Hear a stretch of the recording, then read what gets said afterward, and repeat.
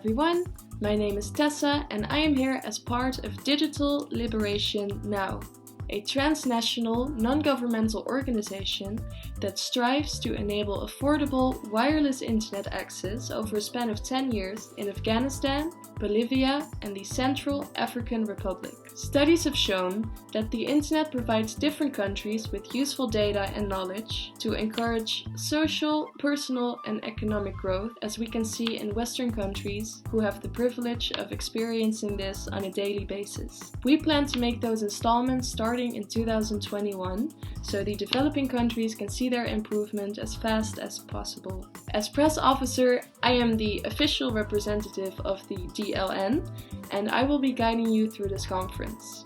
If you have any questions at the end of the conference, I will also be available to answer those questions.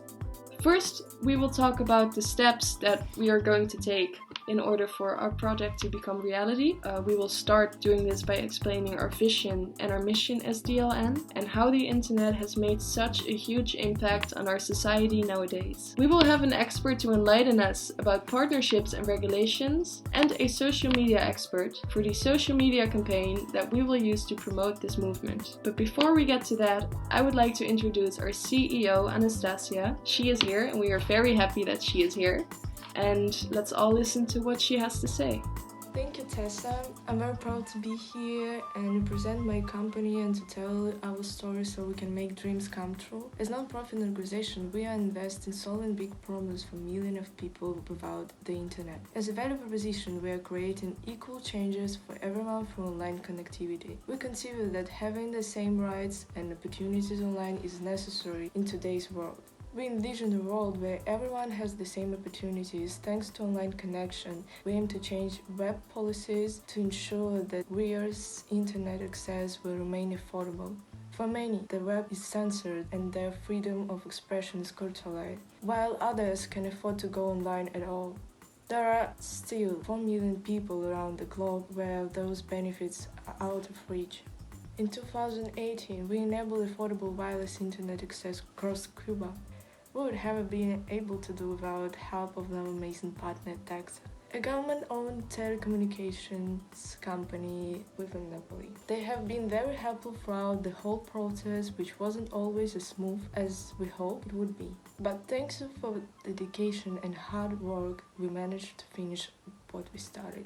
After the successful learning experience, we changed the whole Cuban daily life. We started to provide affordable internet across Bolivia and Afghanistan, and then, at the end, the Central African Republic. We envision a 10 years campaign with annual milestones to reach our goal. Our vision is that DNL aims to enable affordable wireless internet access across the globe and stimulate personal, social and economical growth. Now our partner and regulations expert Lydia will explain how we can connect these countries to the internet.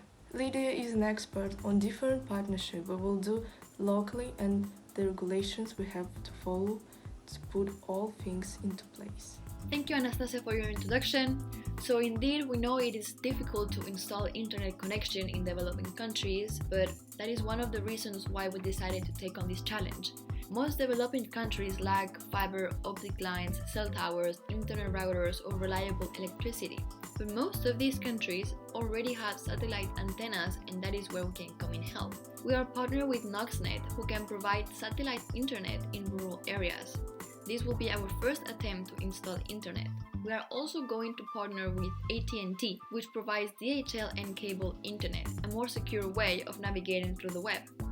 Since we will start in Bolivia, as Anastasia mentioned, we already connected with small internet cafes and small restaurants in La Paz and Santa Cruz de la Sierra, which are the biggest cities in the country, where we could install our first internet connections. This will give us support within the country and we will be able to see results in a short time period. In Afghanistan, we are going to partner with YSEA, a corporation of young social entrepreneurs of Afghanistan, where creative and social minds are dedicated to assure a continuous development and improvement of peace and stability in the country. We will also be in contact with the MCIT, the Ministry of Communications and Information Technology of Afghanistan, as our social media expert will mention in a bit. It is also important to mention that we have to apply certain regulations to protect all citizens that may use the internet. First, we must protect the consumers. The internet service providers won't exercise any deceptive or unfair practices. Therefore, they will act competitively upon our privacy and safety measures, as well as the countries we are working on. Lastly, and most importantly, internet service providers must publicly dispose of any information regarding their network management practices, performance, and commercial terms for service.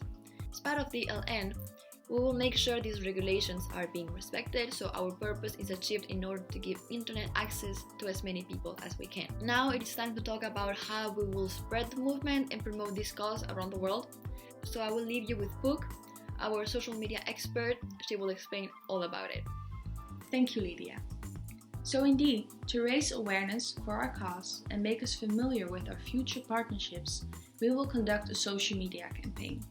Our mission for this campaign is that we want to open the public's eyes to poverty and how the usage of internet is connected to social, personal, and economic growth.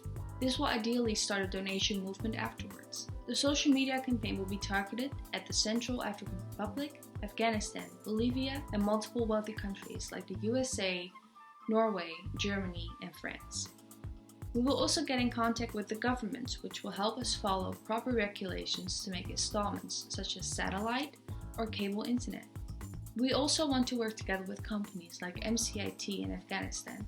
This is an organization that provides high quality communication, IT, and postal services for the Afghan people at affordable prices.